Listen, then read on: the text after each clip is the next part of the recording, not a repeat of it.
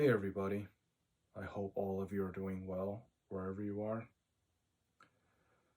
So, I never fully explained why I was living in Irvine for almost a year from late 2020 until summer 2021.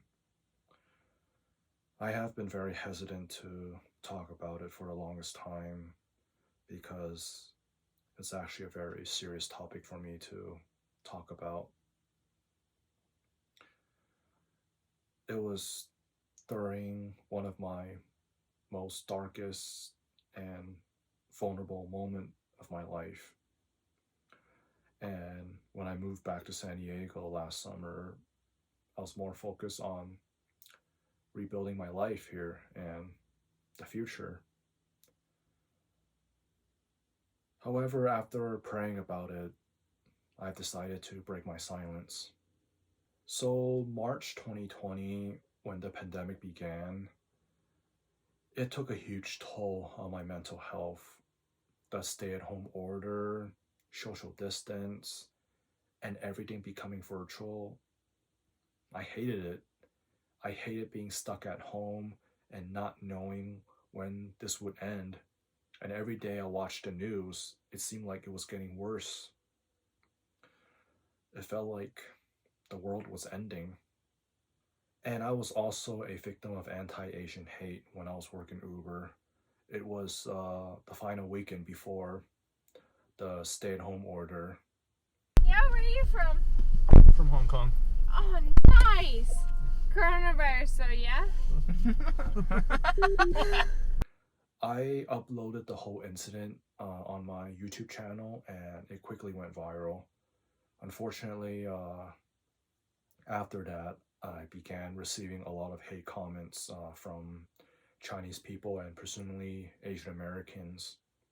Because I said that I'm Hong Konger in the video, they falsely accused me of being a white worshiper and a self hating Asian.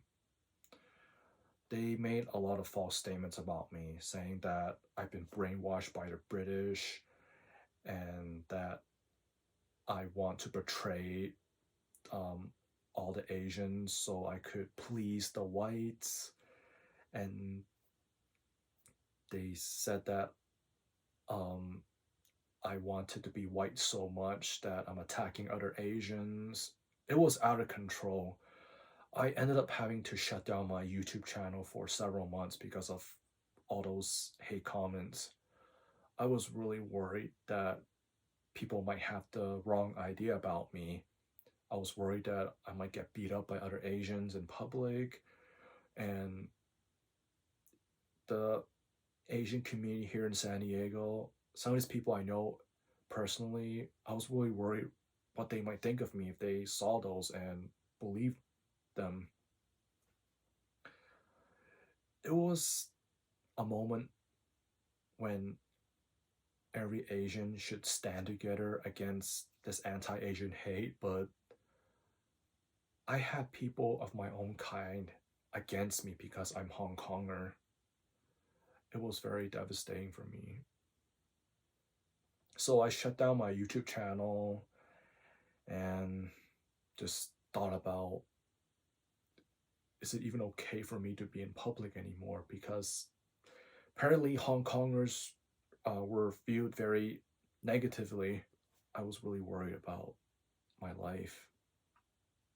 During the first several months of the stay at home order, I was very depressed, lonely, and I had irrational thoughts.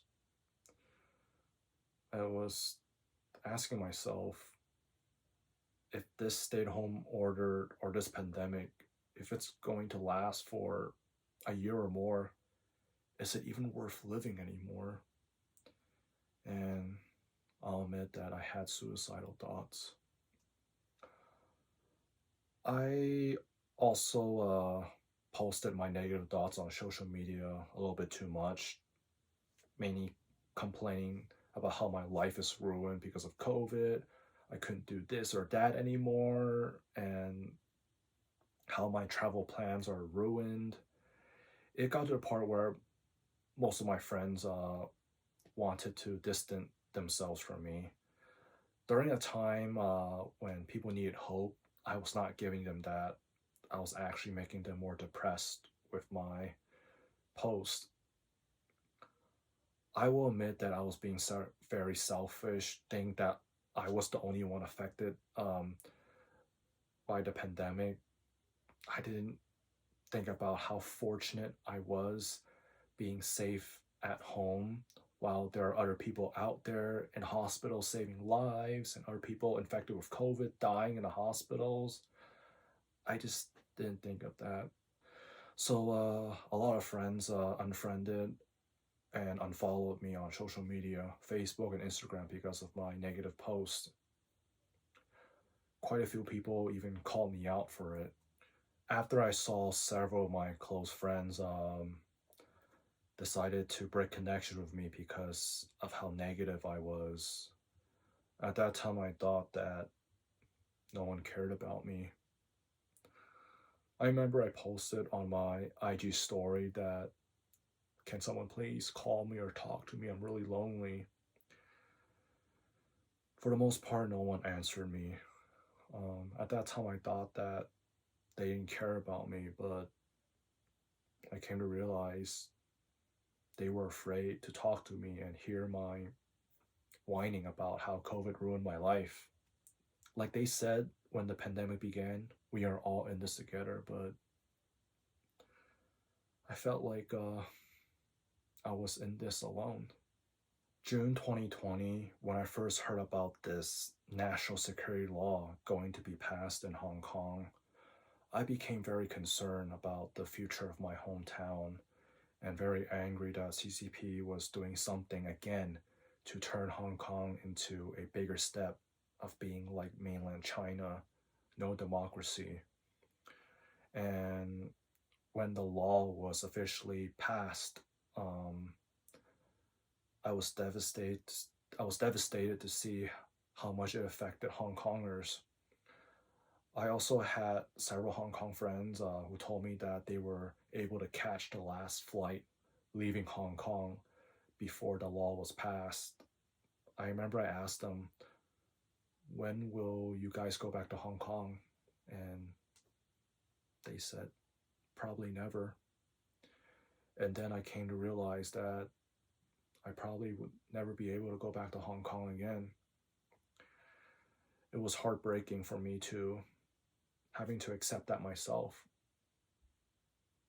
I miss Hong Kong. I'm homesick, but I can't go back as it is too risky for me.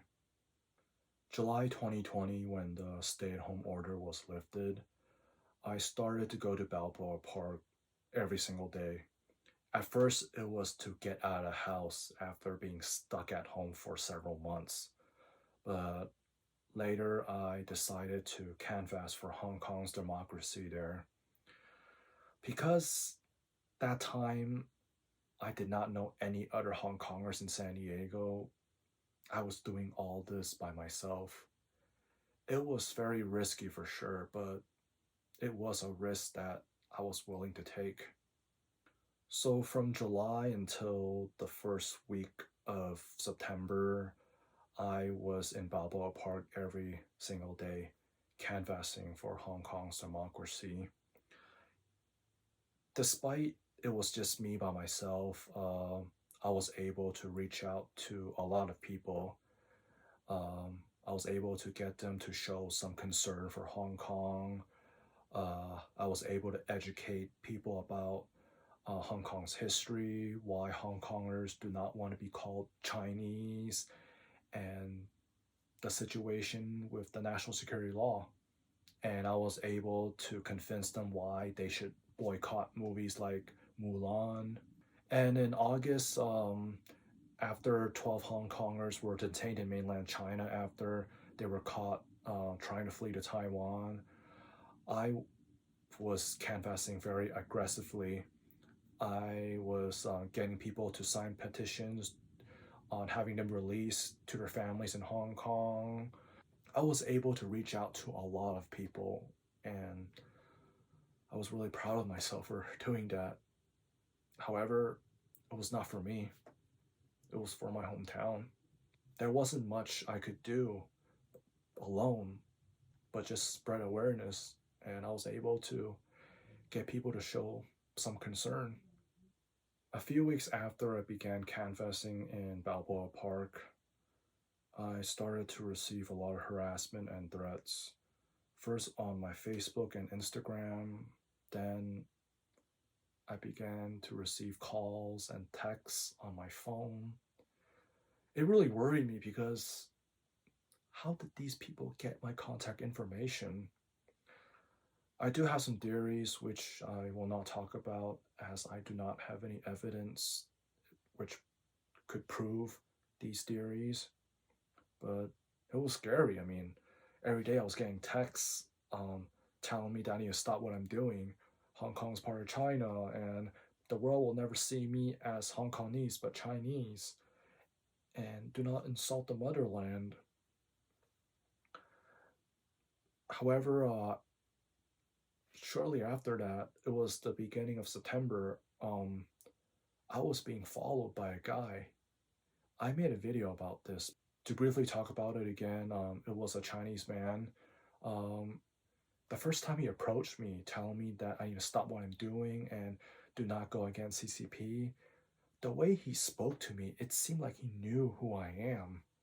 And later on, when he was monitoring me, it's like he wanted me to know that he was watching me and I need to watch my back. Shortly after my encounter with him, things got really ugly with me that one night in Balboa Park.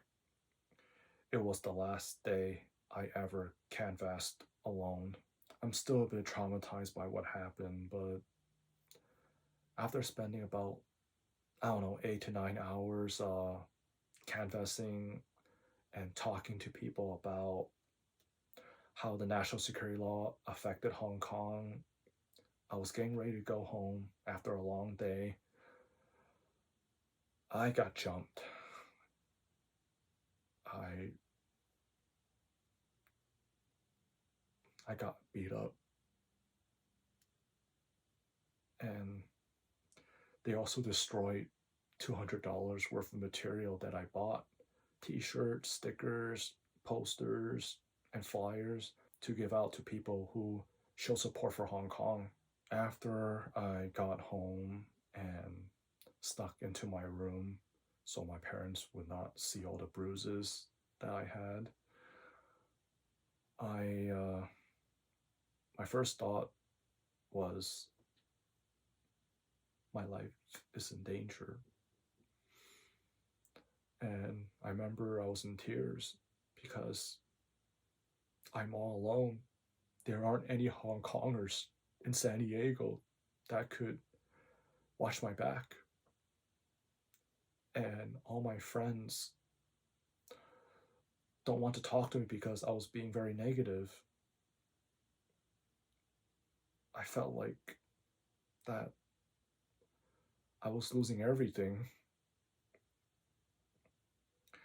At the same time, I realized that at first I thought this is a wake up call for me to stop. But then I quickly realized no, it's my wake up call to just disappear, which I did. However, during the next few days, I started to think very irrational again. September 12th, 2020, I attempted. I remember that morning, I prayed and prayed to God, asking Him, what should I do? How could I escape from all this? And if there is any hope for me. I'm going to get very religious here because I am a Christian, but Satan got into my head.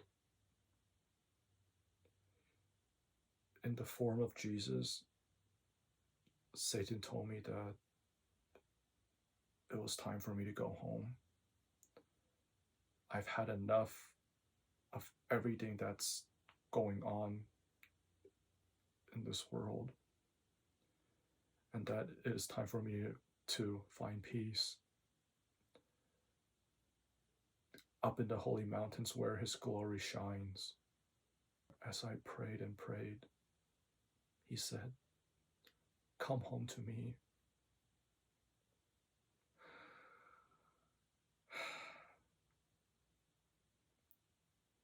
I remember how sad, but at the same time, glad that I was finally leaving this world, leaving a world where I don't have to suffer anymore.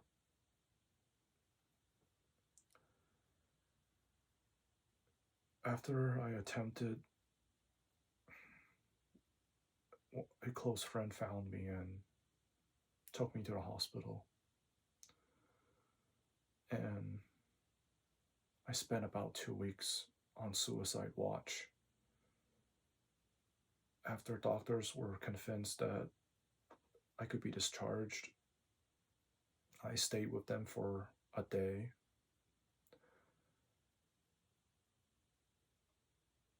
When I got to their house, when I arrived to their house, they sat down with me and told me that I'm leaving San Diego the next morning. And I asked where. They said Irvine. They were worried about me being a target and me being probably the only known Hong Konger in San Diego at that time. It was definitely not safe for me. And they told me in Irvine there are a lot of Hong Kongers. And they also believed that I need to go somewhere to get away from San Diego because it was just destroying my mental health. So the next morning, they drove me to Irvine. And there you go. I moved to Irvine for 10 months. Once I arrived in Irvine, I stayed with their relatives' house, and they did not want to give me a room, so they gave me a closet, which explained why I was living in a closet. For sure, I was not used to it. I hated it. I didn't even want to go to Irvine, but my friend said I did not have an option. It was an order from them. But I quickly got adjusted to Irvine. I remember I went for a walk at North Lake Park. I was like, wow, it's beautiful here. And I found a lot of good Hong Kong restaurants. So I was like, wow, there are Hong Kong restaurants here.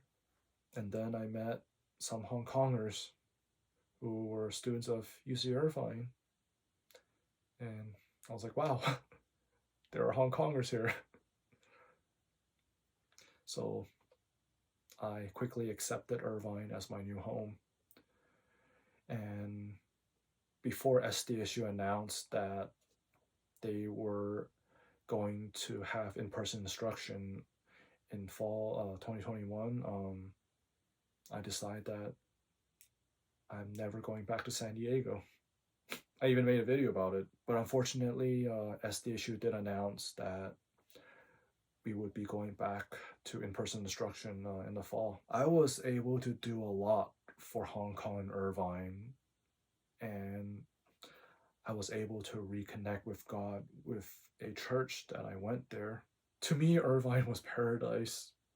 I was really glad that I lived there for 10 months.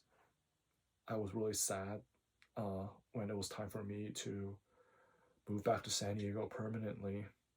I will say, though, that I'm still very disappointed with myself because 2 years ago, I thought that my life was a burdensome to everyone around me since I'm Hong Konger and also a very sensitive person. Also, very disappointed that I drifted away from God and I allowed Satan to get in my mind as a result. So, some might wonder, has things been okay since I moved back to San Diego? Um, for the most part, yes. Um, I have been harassed from time to time, like people staring at me, yelling at me, saying, Hong Kong's part of China, oh, you are a stupid pig, and all that. I'm used to it already. I would get texts sometimes saying the same thing. Um, I haven't been followed. The guy who was following me in 2020, I haven't seen him yet, and hopefully it stays that way. I haven't been attacked, thankfully. The only attack I've experienced was last year, December, when someone threw a rock and it hit my iPad. It broke the screen. That was it. I'm pretty sure he was aiming for my face, but it hit my iPad instead. But I didn't get beat up. Um, I will say that things have gotten better in a way. I did meet a group of Hong Kongers here in San Diego, so I do have Hong Kongers around me, and I'm very blessed that I met this group. So this pretty much sums up on why I was living in Irvine for almost 10 months.